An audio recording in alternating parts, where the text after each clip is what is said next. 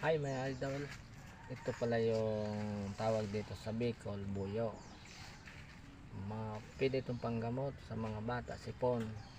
Pero mayroon pa itong makatulong sa atin kung dito malalaman mo kung ikaw ay nalason. Ang gawin mo lang, ganunin mo, kuskus mo sa yung kamay. Ganito. Ganunin mo sa yung kuko. Malinis yan. Ganunin mo.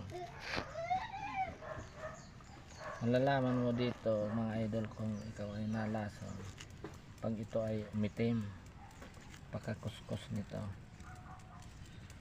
Pero pag hindi ka naman nalason, hindi yan ay itim. Tingnan mo idol. Yan. Ito nga sa akin maitim na. Konti pa lang may kuwan pa ito, tira pa ito ng